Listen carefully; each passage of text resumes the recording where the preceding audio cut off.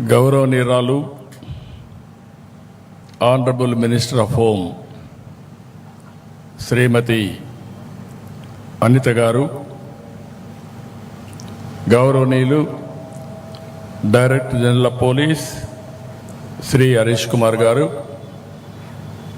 గౌరవనీయులు chief secretary Vijayanand గారు, ఈరోజు ఈ కార్యక్రమానికి ఇచ్చేసిన అందరికీ నమస్కారాలు.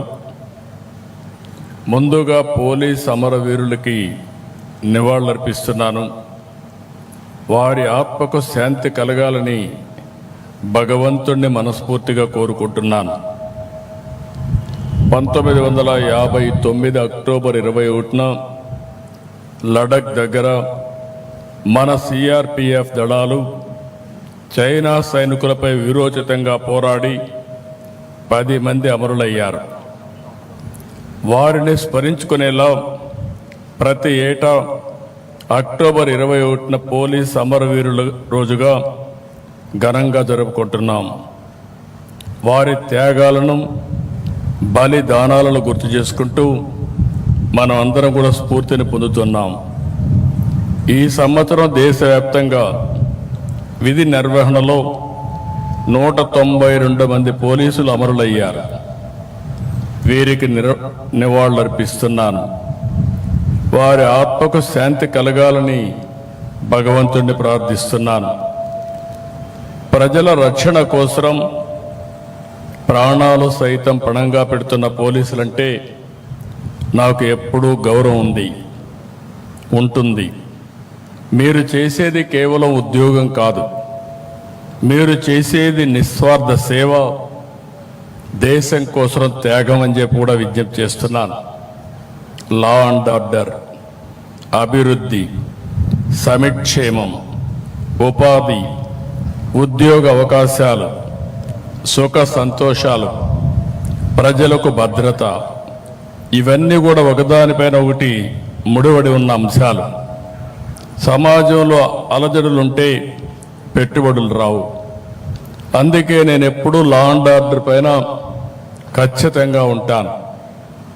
No compromise on crime, zero crime మన లక్ష్యంగా పనిచేయాల్సిన అవసరం ఉంది.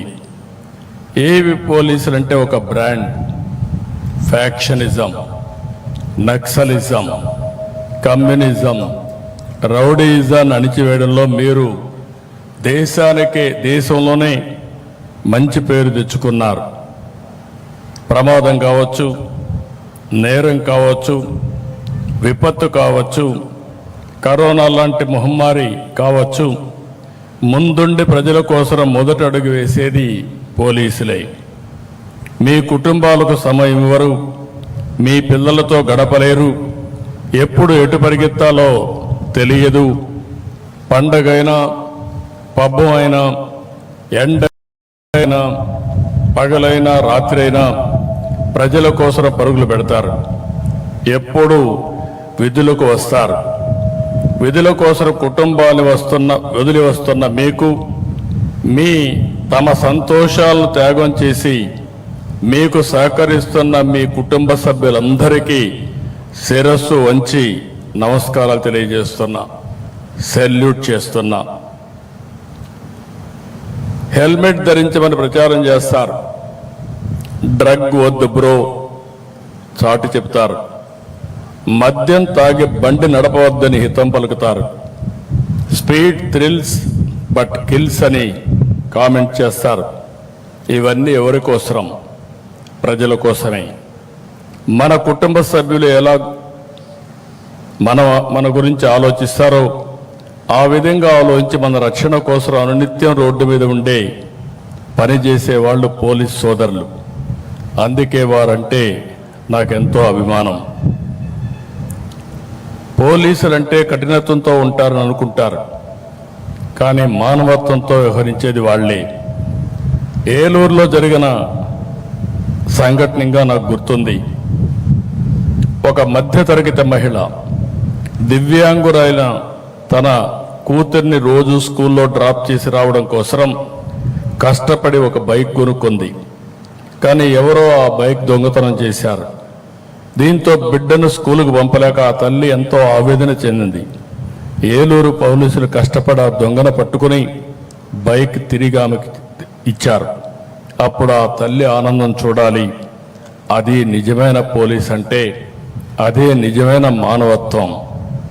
మొన్న విజయవాడలో పేద పిల్లలు చెప్పులు లేకుండా వెళ్తుంటే అక్కడ చూసిన Penamaluru police station head constable Venkataratnam గారు పిల్లలకు అక్కడికక్కడ చెప్పులు కొని పెట్టి పంపారు. నేను చెప్పేటి మాత్రం కొన్ని ఉదాహరణలే. ఇలా ప్రతి జిల్లాలో ప్రతి స్టేషన్లో ప్రజల ఆస్తులు కాపాడాలనే తపన పడే సిబ్బంది ఉన్నారు. మానవత్వంతో స్పందించే పోలీస్ అధికారులు కూడా ఉన్నారు. నేడు నేరాల తీరు మారుతా ఉంది. క్రిమినల్స్ బాగా అప్డేట్ అవుతున్నారు. మరి వారి ఆట కట్టించాలంటే మీలో మరింత అప్డేట్ వర్షన్ ఉండాలి. అందుకే సాంకేతికంగా పోలీస్ శాఖను బలోపేతం చేస్తున్నాం. సైబర్ నేరాలు, వైట్ కాలర్ నేరాలు పెరిగాయి.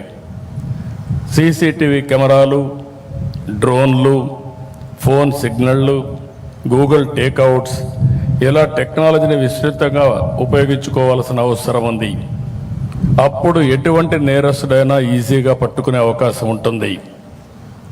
రాష్ట్రంలో ప్రతి 55 కిలోమీటర్లకు ఒక సీసీటీవీ కెమెరా ఏర్పాటు చేస్తున్నాం. ఇది పోలీస్ యంత్రాంగానికి 3వ కన్నులా పనిచేస్తుంది. ఎవరు ఎక్కడ ఏ తప్పు చేసినా రికార్డుగా పట్టుకునే అవకాశం వస్తుంది. టెక్నాలజీకి అనుగుణంగా శిక్షణ, ఆధునాతన పోలీస్ స్టేషన్లు, ఈగల్, శక్తి బృందాల ఏర్పాటుతో రాష్ట్ర పోలీసు వ్యవస్థ ఆదర్శంగా నిలిచింది. డ్రగ్స్, గంజాయి పంటను గుర్తించి ధ్వంసం చేస్తున్నారు. స్మగ్లింగ్ని అరికడుతున్నారు. అడవుల్లో డ్రోన్లు ఎగరేసి ఎర్రచందనం దొంగలను కట్టడి చేస్తున్నారు. ఈ విషయంలో మిమ్మల్ని అందరినీ అభినందిస్తున్నా. ఈ ప్రిమిసెస్ చూస్తే నేను దగ్గర 16 సంవత్సరాలుగా ఈ ఫంక్షన్కి వస్తున్నాను. ఒకప్పుడు గోషా మహల్కి వెళ్ళేవాళ్ళం. ఈరోజు ఈ ప్రిమిసెస్కి నేను వస్తున్నాను. నేను ఆ రోజు ముఖ్యమంత్రి అవుతానే ఆలోచించింది, ఎక్కడ పోలీస్ డీజీపీ ఆఫీస్ ఉండాలి, అన్నీ ఉండాలని ఆలోచిస్తే నాకు ఆ రోజు కనపడినటువంటి ఏకైక ప్రదేశం ఈ సుందరమైన ప్రదేశం. ఒక పక్క అడవులు, ఒక పక్క నేషనల్ హైవే, అటు విజయవాడ గుంటూరుకు మెయిన్ హైవే కింద ఆ రోజు ఆలోచిస్తే ఈరోజు భారతదేశంలో ఎక్కడా లేనటువంటి బ్రహ్మాండమైన ఆఫీసు ఈరోజు మనకుందంటే దీనికి నేను గర్వపడుతున్నా. పోయినసారి వచ్చినప్పుడు చూశాను, ఇక్కడ మెమోరియల్ తాత్కాలికంగా ఉంది. ఆ రోజు డీజీ గారికి చెప్పాం, ఈరోజు శాశ్వతమైన మెమోరియల్ తయారు చేసి ప్రతి సంవత్సరం నివాళులర్పిస్తున్నామంటే నాకెంతో గర్వకారణంగా ఉంది. ఈరోజు పోలీసులందరికీ ఒకటే విజ్ఞప్తి చేస్తున్నాం, విజిబుల్ పోలీసింగ్ ఉండాలి, ఇన్విజిబుల్ పోలీస్ ఉండాలి. ఎప్పుడు కూడా సమర్థవంతంగా మనం పనిచేయాలంటే మనం కూడా ఎక్కడికక్కడ లేటెస్ట్ టెక్నాలజీ కానీ, ప్రజల మూడ్ కానీ, జరిగే నేరాలు, జరగబోయే నేరాలని అధ్యయనం చేసే పవిత్రమైన పరిశోధనా కేంద్రాలయంగా ఈ డీజీపీ ఆఫీస్ ఉండాల్సిన అవసరం ఉంది. మనుషుల్లో యాస్పిరేషన్స్ పెరుగుతున్నాయి. టెక్నాలజీ రోజు రోజుకు బ్రేక్ త్రూస్ వస్తున్నాయి. మనకంటే క్రిమినల్స్ అందరూ కూడా ఎప్పటికప్పుడు అప్డేట్ చేసుకుని, నేరస్తులు కూడా ఈరోజు మీరు చూస్తే చాలా వరకు ఇంటెలిజెంట్ క్రైమ్స్ చేసే పరిస్థితికి వస్తున్నారు. అలాంటి క్రైమ్స్ చేసినప్పుడు వాళ్ళకంటే మనం ఒక అడుగు ముందుంటే తప్ప వాళ్ళని కట్టడి చేయలేమని చెప్పి కూడా నేను మీకు తెలియజేస్తున్నా. ఒకప్పుడు మీరు చూస్తే సిద్ధాంతాల పరంగా ముందుకు పోయేవారు, అదే నక్సలిజం. కొంతమంది స్వార్థం కోసం కమ్యూనలిజం చేసేవారు, ఎక్కడికక్కడ కులాల మధ్య, మతాల మధ్య రెచ్చగొట్టేవారు. ఇంకో పక్క మీరు చూస్తే ఆధిపత్యం కోసం ముఠా నాయకత్వాన్ని ఏర్పాటు చేసేవారు. ఇంకో పక్క డబ్బుల కోసం రౌడీజం చేసి అది ముఠాలుగా తయారై ఓసారి ఇంటర్నేషనల్ ముఠాలుగా కూడా తయారయ్యే పరిస్థితికి వచ్చారు. ఇవన్నీ తుదముట్టించాలంటే పోలీసు వ్యవస్థ సమర్థవంతంగా ఉండాలి. పోలీస్ అంటే భయం ఉండాలి. ఎక్కడికక్కడ ఒక డెమాన్స్ట్రేటివ్గా మనం యాక్ట్ చేయగలిగితే దానిపైన నేరాలు ఆటోమేటిక్గా తగ్గే పరిస్థితి వస్తాయి. అట్లా కాకుండా మనం లీనియంట్గా ఉంటే దానివల్ల ప్రతి ఒక్కరు ఆసరాగా తీసుకొని ఒక నేరమే కాదు నేరాల మయం చేసే పరిస్థితి వస్తుందని చెప్పి కూడా నేను మీకు తెలియజేస్తున్నా. ఇటీవల కాలంలో మనం చూస్తున్నాం, నా అనుభవంతో చెప్తున్నాం, 45 రాజకీయాలు, 48 సంవత్సరాలు, రేపు 28కి మొట్టమొదటి ఎమ్మెల్యేగా అయిన తర్వాత సుదీర్ఘమైనటువంటి రాజకీయ జీవితంలో అనేక సమస్యలు చూశాను. నేను మొదటి నుంచి కూడా ఒకటే ఆలోచిస్తున్నాను, law and order utmost important. నిన్న గూగుల్ పెట్టుబడులు $15 బిలియన్ ఆంధ్రప్రదేశ్కి వచ్చిందంటే, వైజాగ్ వచ్చిందంటే వారికి ఒక నమ్మకం, ఈ రాష్ట్రంలో లా అండ్ ఆర్డర్ ఉంటుంది, ఈ రాష్ట్రంలో అభివృద్ధి జరుగుతుంది, వారు పెట్టే పెట్టుబడులకు సేఫ్టీ ఉంటుందనే ఉద్దేశంతో అతిపెద్ద పెట్టుబడి ఆర్థిక సంస్కరణలు వచ్చిన తర్వాత మొట్టమొదటిసారిగా $15 billion data centre, artificial intelligence ఖర్చు పెట్టే పరిస్థితికి వస్తున్నారు. ఇది ప్రపంచానికే ఒక హబ్బుగా తయారవుతుంది.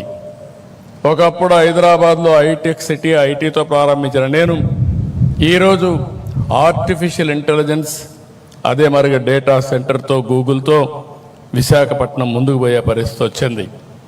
ఇవన్నీ ఒక ఎత్తు అయితే సమాజంలో అశాంతి సృష్టించడానికి కొన్ని రాజకీయ ముసుగులో కూడా కొత్త నేరాలు చేసే పరిస్థితికి వస్తున్నారు.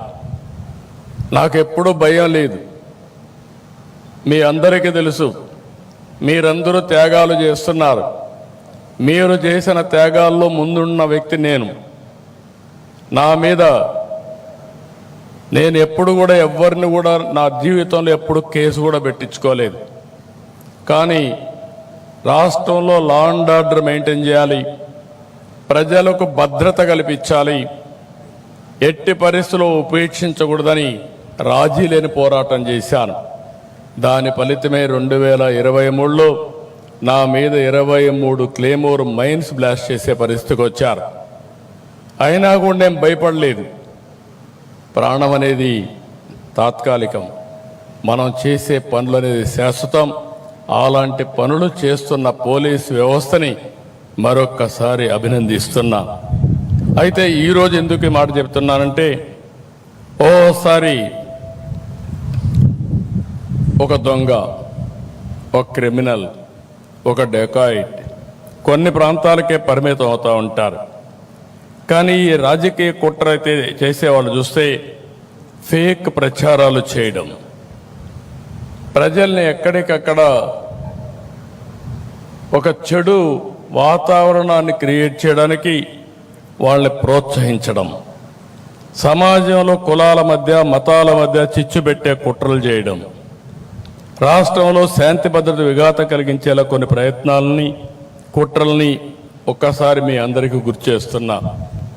ఎందుకంటే పోలీసులు చాలా జాగ్రత్తగా ఉండాలి. నేను చూశాను పాస్టర్ ప్రవీణ్ మరణం, ఒక సిస్టమేటిక్గా చేసే పరిస్థితికి వచ్చారు. దాని మీద 2 కుల మతాల మధ్య చిచ్చు పెట్టే ప్రయత్నం చేశారు. దానికి రాజకీయంగా సహకరించే పరిస్థితి, కుట్రబన్నే పరిస్థితికి వచ్చారు. దాన్ని సీసీటీవీ కెమెరాల సాయంతో పోలీసులు ఎస్టాబ్లిష్ చేశాం. అంటే చాలా స్పష్టమైన కేసు. ఒక వ్యక్తి తప్పు చేసి ఎక్కడికక్కడ సీసీటీవీ కెమెరాల్లో ఉండి దాన్ని మతాల మధ్య క్రియేట్ చేయాలనే పరిస్థితికి వచ్చారంటే మనం అందరం గుర్తుపెట్టుకోవాల్సిన అవసరం ఉంది. సకాలంలో పోలీసు వ్యవస్థ యాక్ట్ చేశాం కాబట్టి తీవ్రమైన నష్టాన్ని నివారించగలిగాం. రెండోది, మీరు ఒకసారి చూస్తే మొన్నే జీడి నెల్లూరు, వెదురుకుప్పం మండలం అంబేద్కర్ విగ్రహానికి నిప్పు పెట్టి దాని మీద వేరే వాళ్ళపైన నెపవేసి తద్వారా రాజకీయ లబ్ధి, వ్యక్తిగత ప్రయోజనాలు పొందాలని ఆలోచించారు. అక్కడ సీసీటీవీ కెమెరాలు ఇవన్నీ దొరికాయి కాబట్టి ఇమీడియట్గా నివారించగలిగాం. లేకపోతే మీరు గుర్తుపెట్టుకోవాల్సింది, దాన్ని ఒక నేషనల్ ఇష్యూగా అంబేద్కర్ పైన ఈ రాష్ట్ర ప్రభుత్వమే ఇలాంటి డ్యామేజ్ చేస్తుందని చెప్పాలని కుట్ర చేసే పరిస్థితికి వచ్చారు. మొన్నే మీరు చూశారు, గుంటూరు పోయినప్పుడు కారు కింద మన పోలీసులే అక్కడ డ్రైవర్లు, అదే మరి మనమే సెక్యూరిటీ. ఆ కారు కింద చనిపోతే ఆ కుట్ర మానవత్వంతో ఎవరైనా సరే చేయాల్సింది హాస్పిటల్కి అడ్మిట్ చేయాలి. వీళ్ళు తీసి పొదల్లో బారేసి వెళితే అక్కడుండే పోలీసులు అంబులెన్స్ పిలిచి తర్వాత హాస్పిటల్ పంపిస్తే అప్పటికే లేటే మధ్యలో చనిపోతే మరుసటి రోజు చనిపోయిన వ్యక్తి భార్యని పిలిపించి అంబులెన్స్లో ఉండే సిబ్బంది, ఈ ప్రభుత్వమే, ఈ పోలీసు వ్యవస్థనే అతను చంపేశారని స్టేట్మెంట్ ఇప్పించే పరిస్థితికి వచ్చారు. ఇవి కొన్ని కుట్రలో భాగాలు. ఇలాంటి చాలా సంఘటనలు చూశాను. మొన్ననే కల్తీ మద్యం వచ్చింది. ఈ ప్రభుత్వం ఒకటే చెప్పాను, చాలా స్పష్టమైన ఆదేశాలు ఇచ్చాను. ఎవడు ఎక్కడ తప్పు చేసినా, దోషి ఎక్కడున్నా, ఏ పార్టీ వాడైనా ఎవడైనా సరే యాక్షన్ తీసుకోవాలని చాలా స్పష్టంగా చెప్పాను. దానిపైన మీరు చూస్తే మరుసటి రోజున వరుసగా ఎవరు చనిపోయిన రాష్ట్రంలో ఈ కల్తీ మద్యంతో చనిపోయారని తప్పుడు ప్రచారం చేసి ప్రజల్ని భయభ్రాంతులు చేసే పరిస్థితికి వచ్చారు. ఇలాంటి కొన్ని విషయాలు మీ దృష్టి తీసుకొస్తున్నా. అందుకే పోలీసు వ్యవస్థ జాగ్రత్తగా ఉండాలి, అప్రమత్తంగా ఉండాలి. అప్పుడే ఇలాంటి ఆటలు మనం అరికట్టే పరిస్థితి వస్తుంది. సోషల్ మీడియా ఇంకొక పెద్ద ఛాలెంజ్. ఒకప్పుడు ప్రింట్ మీడియానే ఉండేది, అంత మునుపైతే ఆల్ ఇండియా రేడియోనే ఉండేది. తర్వాత ప్రింట్ మీడియా వచ్చింది, తర్వాత ఎలక్ట్రానిక్ మీడియా వచ్చింది, ఈరోజు సోషల్ మీడియా వచ్చింది. సోషల్ మీడియాకు ఆడిటర్స్ లేరు, ఎడిటర్ లేడు. వాళ్ళు ఏదనుకుంటే అది పెట్టేసి వ్యక్తిగత హననానికి పాల్పడే పరిస్థితికి వస్తున్నారు. అలాంటి సందర్భంలో వచ్చినప్పుడు ఇది ఒక కొత్త ఛాలెంజ్గా మనం తీసుకోవాల్సిన అవసరం ఉంది.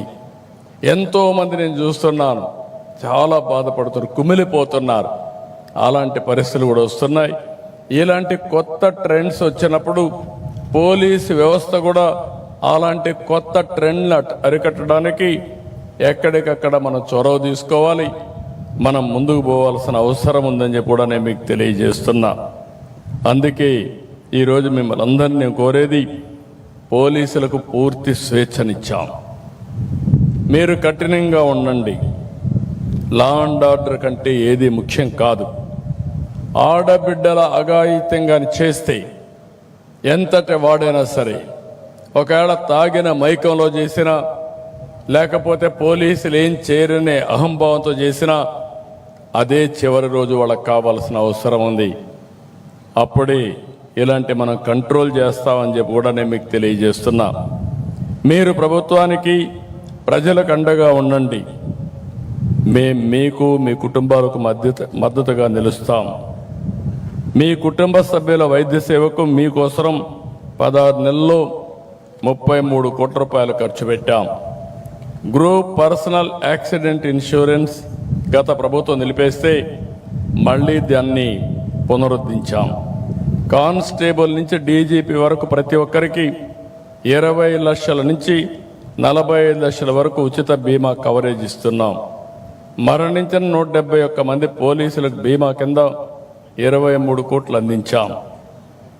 2266 మంది పోలీస్ పిల్లలకు మెరిట్ మెమోరియల్ స్కాలర్షిప్ల కోసం 5 కోట్లు ఇచ్చాం.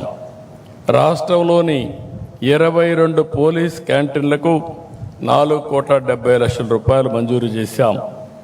గత ఏడాదిగా ట్రావెల్ అలయన్స్ కానీ, surrender leaves, additional surrender leaves, ఇంకా ఇతర బిల్లులు చెల్లించేందుకు 320 కోట్లు కేటాయించాం.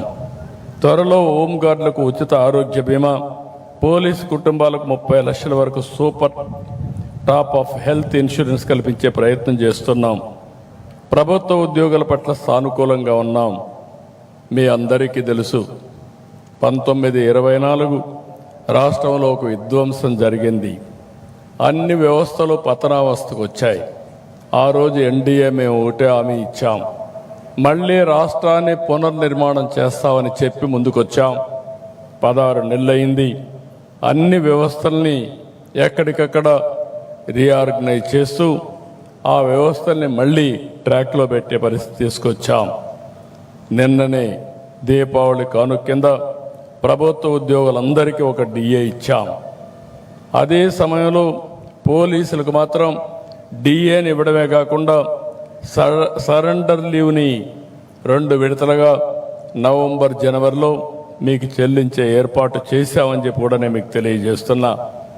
పోలీస్ వ్యవస్థను అన్ని విధాలా బలోపేతం చేస్తాం. 6100 మంది కానిస్టేబుల్ నియామకం చేశాం. త్వరలోనే వారంతా నిధుల్లో చేరతారు.